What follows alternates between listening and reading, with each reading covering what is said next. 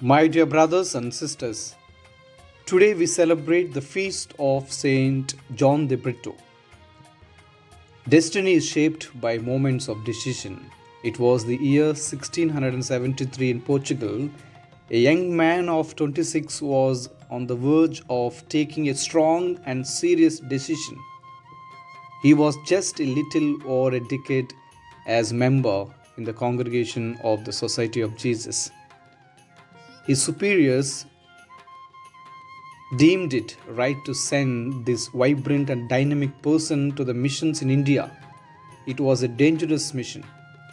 It was a difficult mission. A destiny was to be shaped, a decision had to be made.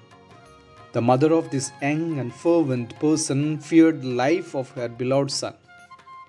Years back, she had experienced the mighty healing touch of the Lord in the recovery of her son from the point of death. She had then vested her son for a year in a dress worn by the Jesuit fathers. But now she was afraid of losing her son again. She knew mission to India meant death. She knew mission away from the native was fatal. She tried her best to persuade and influence to prevent him from going to the land of death. But her son was determined. He had decided to give up his life entirely for the Lord, body, mind, and spirit. With deep courage and conviction, he answered, God, who called me from the world into religious life, now calls me from Portugal to India.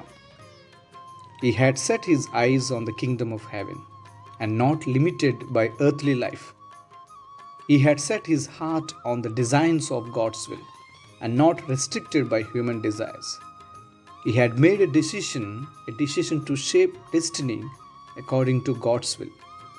Just 2 decades later, on 4th of February 1693, this brave and committed person was executed for the sake of Christ.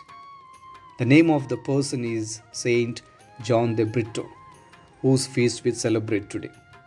He followed the footsteps of his beloved master, who had echoed the words, unless a grain of wheat falls to the ground and dies, it only remains a seed, but if it dies, it produces much fruit.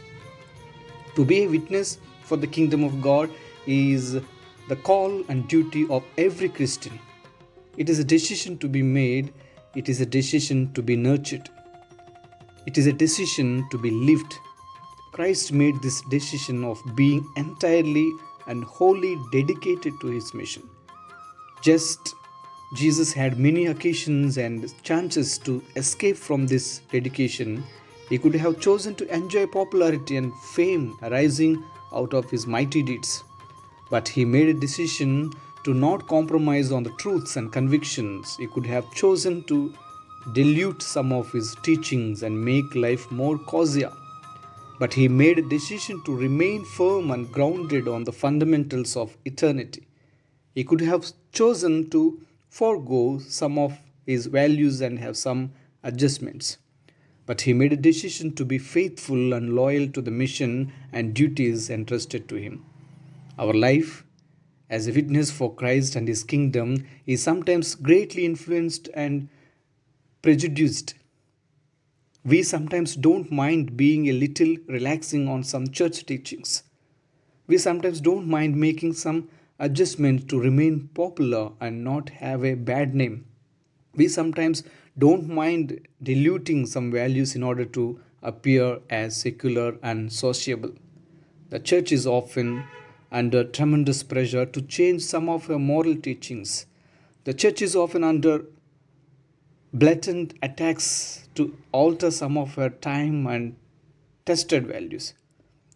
Most often, the motive behind all such attacks are a life of ease, a life of comfort, a life of personal satisfaction, etc.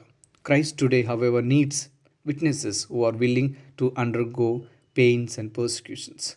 Saint John de Brito, the martyr, gave up his native land, his personal desires, his family ties, his very life itself for the sake of Christ and his love. And all for the sake of the kingdom and its values, all for the sake of his church and her teachings. My friends, in his own words, not to answer the vocation as I ought would be to provoke the justice of God. Let us be true and faithful to the vocation we have received and the way of life we have chosen. Christ needs martyrs who are willing to live his teachings, teach his teachings. Christ needs martyrs who are willing to give up their physical life in the face of being persecuted for him.